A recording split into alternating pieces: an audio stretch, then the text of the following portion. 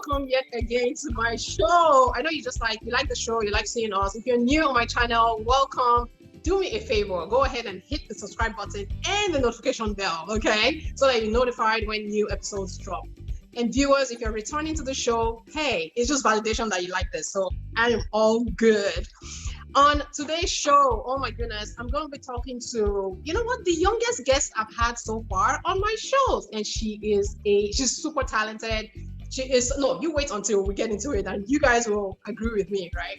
So and we're going to be talking about medicine. And when I say medicine, medical education here in the US.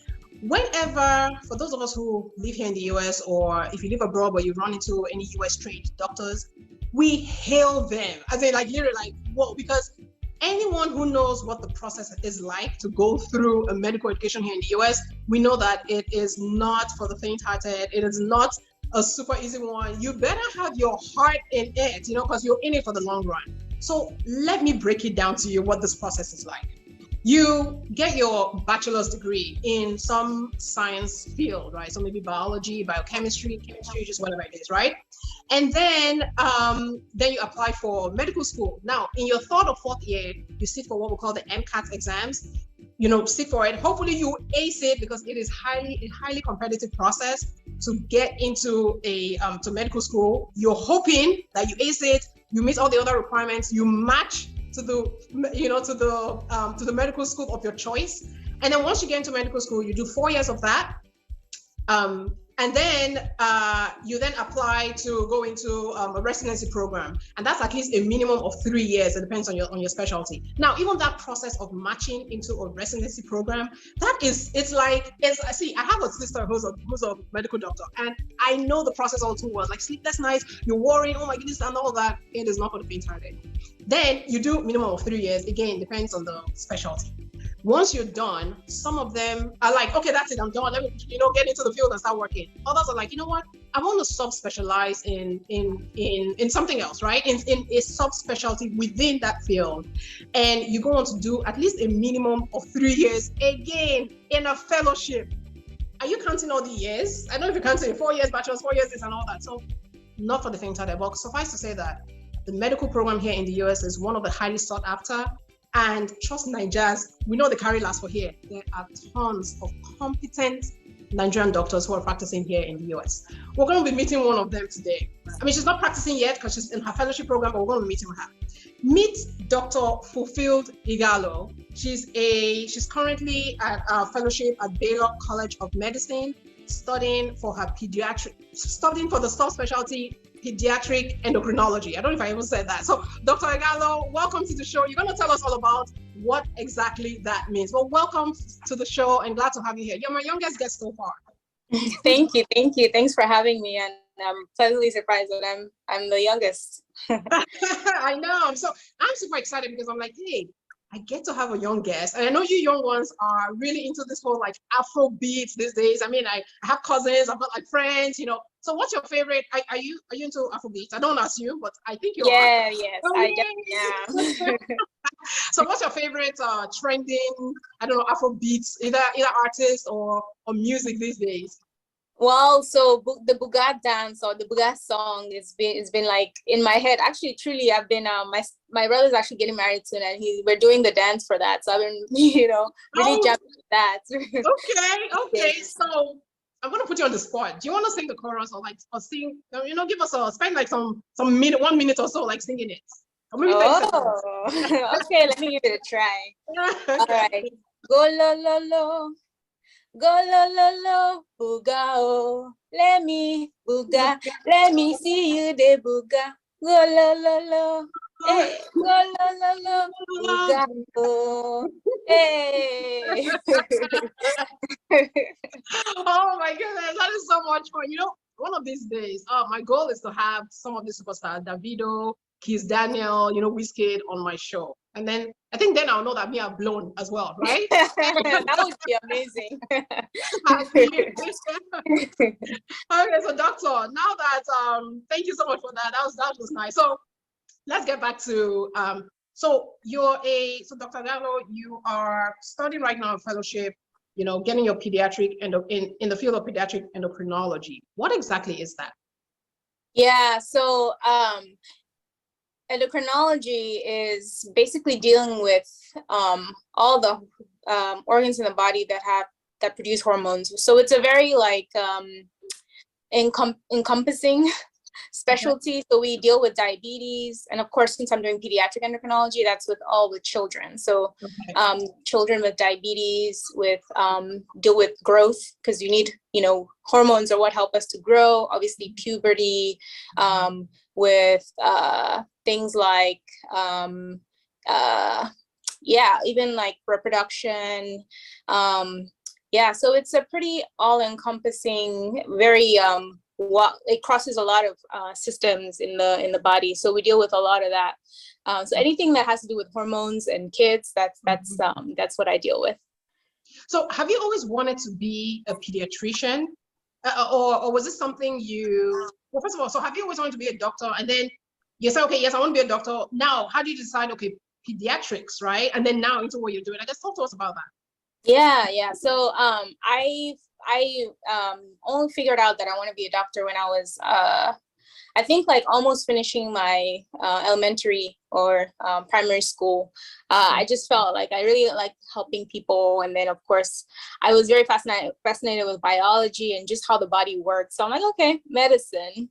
It was very, very interesting because people that I knew that were doctors are like, make sure that this is what, like, you love it, because it's not an easy journey. And like, I thought hard. I'm like, okay, is there anything else I like? Anything else? Anything at all? Nothing was coming to mind. I'm like, okay, well, I know they said it's not easy, but let's do this, because I want to do something for the rest of my life that I actually truly enjoy. Right. So that's how I started this whole pathway into medicine. Okay. And then obviously, during medical school, I don't know if your listeners are very familiar with the process, but you do 2 years, especially, speaking to, because every part of the world is different, but in America itself, you do the first 2 years of medical school, you basically learn about all the basic science of medicine. And then the last 2 years, you do more the practical, where you rotate through hospitals and you rotate through different specialties. And that's where you're meant to kind of figure out, which specialty do I like? Okay. And I will say, I did all the specialties. I think pediatrics was my second last, and like all of them, I'm like, not quite. Honestly, to be honest, like almost right before I did pediatrics, I'm like, oh my goodness, I don't really enjoy any of these things. What I was kind of almost freaking out. And then I did pediatrics, and I'm like, okay, this is it. Yes, yes, this is it. Wow. Okay. Yeah, it was funny that I didn't realize or earlier that pediatrics would be what I would go into, because ever since I was little, I really love kids, just taking care of kids, general, and just caring kids.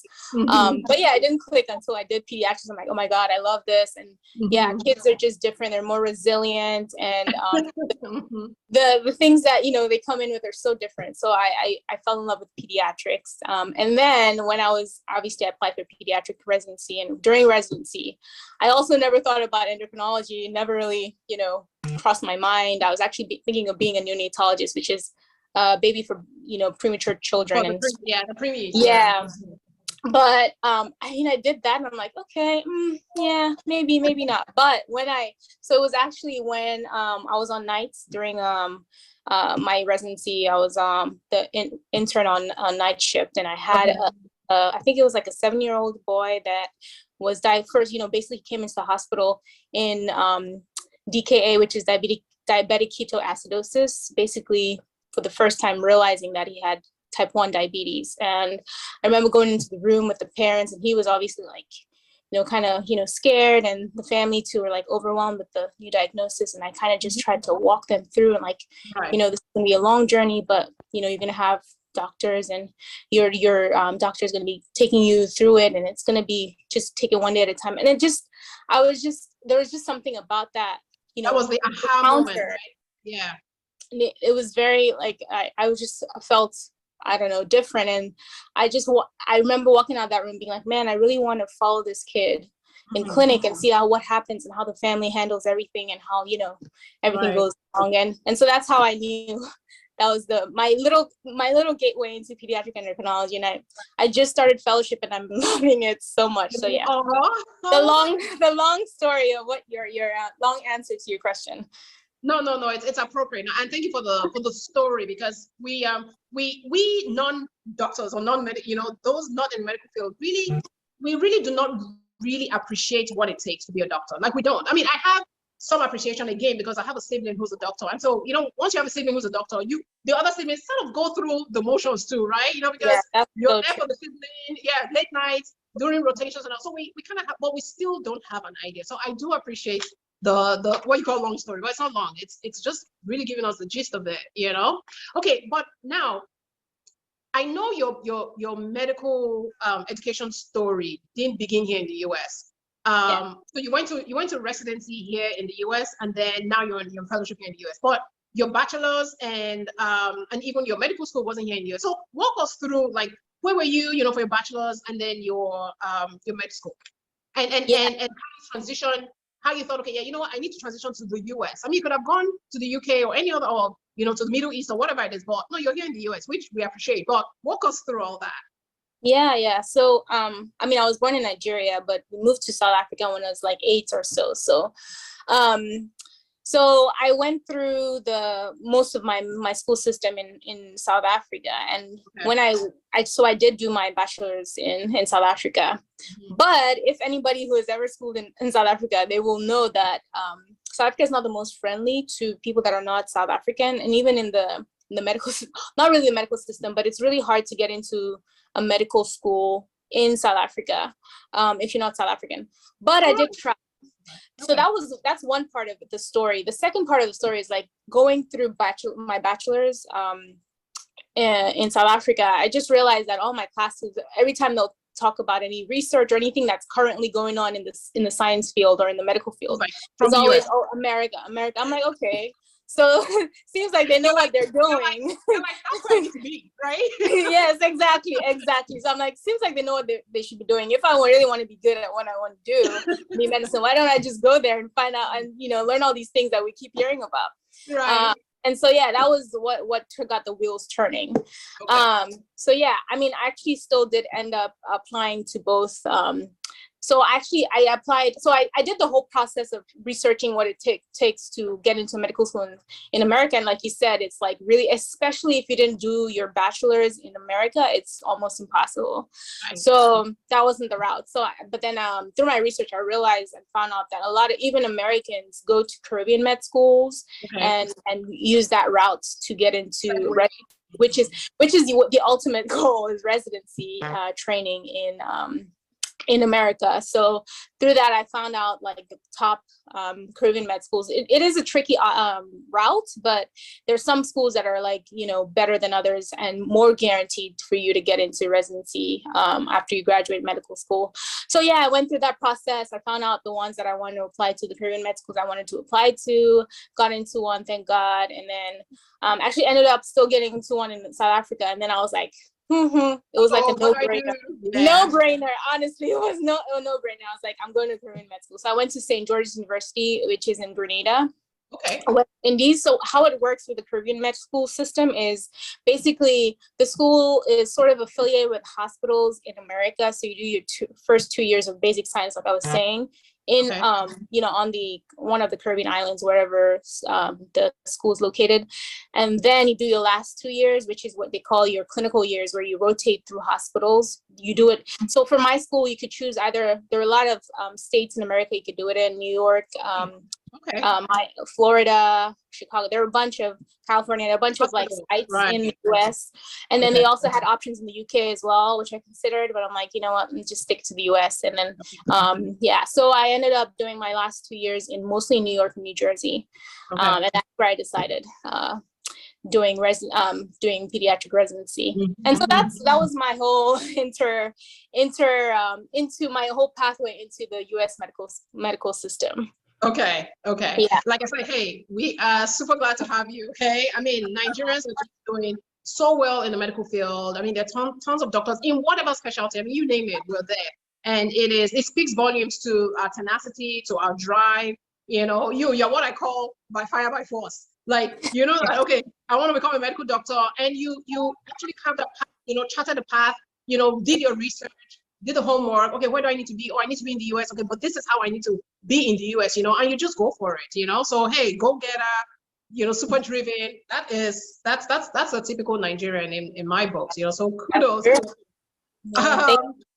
If you were to learn a new skill, so this is just veering up, maybe just getting to know you a little bit, what would it be and why? Wow. So, I mean, that I can think of so many things that's coming to my mind, but I have to pick one. So I would say, I mean, I really love music in general, and I love singing. And but I don't know how to play an instrument. And like, I've had tons of opportunity. I just don't think that's like one of my gifts. So if I could do anything, I would learn how to play all the instruments, like at least like, the basic ones that are, more common, like the piano or like the guitar. Piano. Yeah, that would be amazing. That is one of many things that comes to my mind. I feel like that I wish I could. And music is always fantastic, with music. What do you say? With music, you develop is it the left side of the brain, or I don't know what it is. Mm-hmm. Yeah. Okay. It keeps it you were right. sharp. It keeps it sharp. So kudos to you. Oh, by the way, I share that as well. My sister knows how to play the piano, the doctor. I don't. And I'm like, yeah, I should probably learn. So maybe I'll pick it up once I put my kids in music school. Maybe I'll just kind of like just join them. I'm like, hey, but no, it's laudable. No, thank you so much for your time, Dr. Ighalo.